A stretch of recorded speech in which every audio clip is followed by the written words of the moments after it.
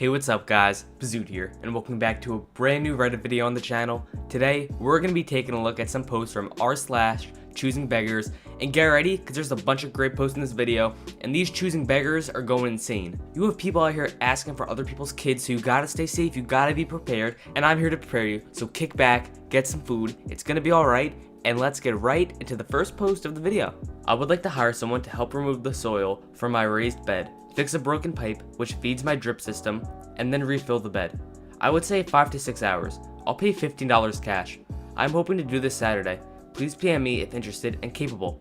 I hate to be that guy, but you need to hire a licensed landscape contractor to do those tasks, not a lawn mowing service or anyone else unlicensed. And I think your rate of pay might be off a lot. Hey, now for $2 to $3 an hour, cash, you can usually get qualified 7-year-old to do all kinds of plumbing related repairs. Who is this person here asking other people to have someone come over to their house, dig up their ground, fix the piping in their house? Like, no one is coming over. You're gonna end up blowing up your house somehow. I don't know how that's gonna happen. Don't be a choosing beggar asking for this stuff. Go to Bill down the street with the licensed contracting business. Go to him, he's gonna do a nice job for you. He's gonna fix it up all nice, but don't go to Tony down the street, who's just gonna end up pouring cement and tossing a couple hot dogs into your storage drain. Let's get on to the next post of this video. Choosing beggar at my restaurant last night said she could make the same thing cheaper at home. I own a casual American restaurant. We're pretty popular with the locals in my small town, and we've recently seen a spike in out-of-town diners because a semi-famous Instagram chick gave me a ton of exposure. She also paid for her food, didn't even ask to be comped. One of these out-of-town visitors is the subject of today's story. So, last night at around 7, my daughter comes into my office and tells me that there is a woman at one of her tables who needs to speak to the owner. So I get out on the floor and I go to meet the out-of-town lady, OOT, her husband, H, and their teenage son, T. Me. Hi, I'm the owner. Your server told me you wanted to have a word with me. Is there a problem? H and T look down at the table and avoid eye contact.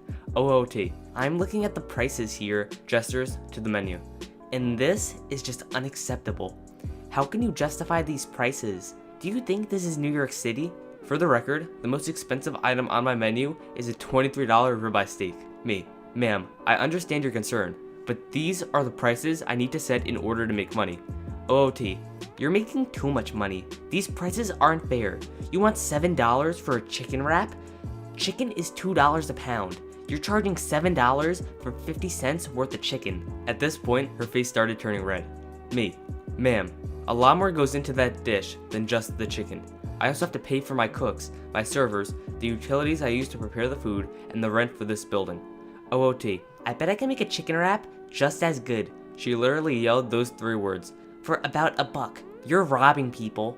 Me. Ma'am, if you want to go home and make your own dinner, that would make me very happy. I don't want your money, and I don't want you in my establishment any longer. OOT.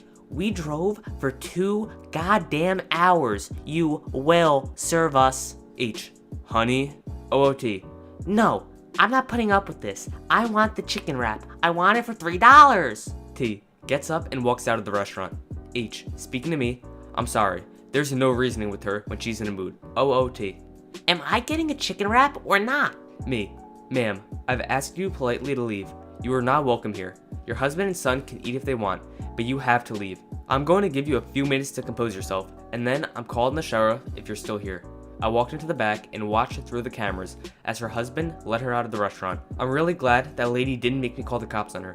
Last time I had to call them, someone got tased. That was a bad day. Edited by popular demand. The taser story. I had to fire a server smack dab in the middle of her rush. She referred to my daughter using a racial slur, and she refused to leave. So I called the cops to have her removed. The one cop left his partner alone with her to come give me an update on the situation. While that cop was talking to me, she slapped the other cop and he tased her in front of all my customers. I comped 42 meals that night, out of 100 total covers. So a girl, the daughter, got hurt, my daughter got called a Kiwi, and I had to give up almost half my profit for the day. Overall, a pretty bad day.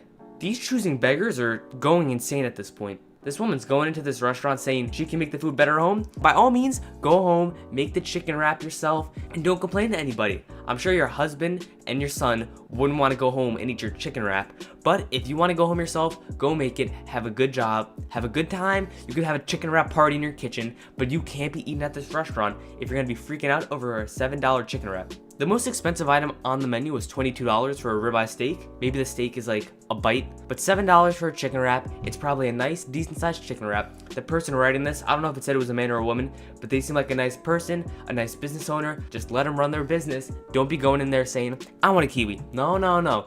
You don't go into people's businesses saying you want kiwis. If you want kiwis, you come to the Bizute channel on YouTube because we have the freshest kiwis in town. And let's get right into the next post of the video. Buyer demands a $5,000 discount on my motorcycle, then calls me a scammer when I fail to oblige. This story in no way competes with some of the other on these forums, but I thought I would post anyway. Last year, I found a 2007 Big Dog K9 for sale for $11,000. I offered the dealership, consignment sale FYI, $10,000 cash, knowing that once I got bored with it, I could probably pawn it for $12 to $14 around Philly. They accepted. Rode it summer 18, shoot forward to last month when I listed for sale and I received a phone call from a gentleman who seemed to know very specific details about this bike. CB, did you buy this bike from XXX dealership from that guy XXX? Me, yes I did. CB, how much did you pay? Me, not sure that's relevant. I'm asking for $14,000, but there is some wiggle room for a cash deal. CB, they were gonna sell it to me for $9,000. I was skeptical about the title, so I was researching when you bought it instead. Do you know for sure the title is good? Me, the title is clear. It's in my hand right now, and CB, well, like I said, they were gonna sell it to me for $9,000. You have it advertised for $14,000, but I supposed to buy it for $9,000, and they accepted my offer until I backed out because I got word the title might be bad. $9,000, not $14,000. Me, you should have bought it when you had the chance. It wasn't priced properly, and it's got under 6,000 miles. CB, I think you're missing the point. If an actual dealership was gonna sell it to me for $9,000, why would I pay a stranger more than that? It obviously only worth $9,000. I'm calling BS. Me, I've already received a few offers much higher than $9,000. I have no reason to sell it that cheap. CB, I guess we will see. Me, what are we gonna see exactly? Lost me there. CB, you're not selling it for $14,000 when a dealership will only sell it for $9,000. That's ridiculous. Me, well like I said, I have a few offers already much higher than $9,000. So I can't really think of any reason why I wouldn't want to go with the highest bid. CB, yeah, I guess we will see. Me, I guess we will. I sold the bike the next week for $13,000. First off, I just want to apologize to any Southerners out there. I know that accent was horrible. Tell me about it in the comments. I know it wasn't good, but that's not important for this story, okay? If you're going to offer less than what the guy is getting other offers for, you're obviously not going to get the bike sold to you. I know that could have been negotiating tactics or whatever, but you know, this guy seems pretty trustworthy. He's telling us the truth. He's on Reddit, so he has to be telling the truth. Isn't that how these things work, right? But yeah, don't be like this guy. Don't be going to deals saying, I know everything about it. You have to listen to me. You're the one buying it. The other guy has the leverage. He's in the position of power. So if you come attacking him, he's not going to be nice to you and you're not going to get that deal. That's Business Class 101 from Bizute. Link down below if you want to see the rest of the class.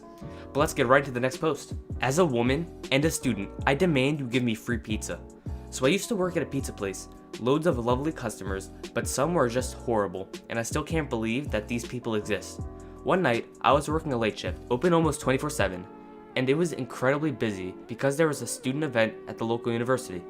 We were about an hour behind on orders, as there's only 3 of us making over 100 pizzas in an hour. During this crazy period, we get a call from our entitled person. I pick up the phone despite the chaos, and this is roughly how the conversation went. Hi, my name's EP, and I want to order food with my best friend. What cheap deals do you have? I usually try and do my best to find the cheapest options, but she wasn't happy with what I suggested. EP, that's too expensive. Isn't there something you can do to lower the price? Please, we're 2 young female students just looking for something to eat. Me, I'm sorry, but that's the best we have.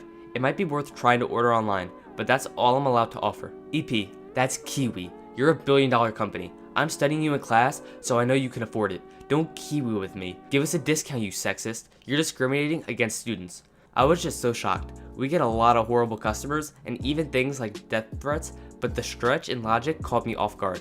Me, I'm sorry you feel that way, but I'm a student and I'm going to the same university.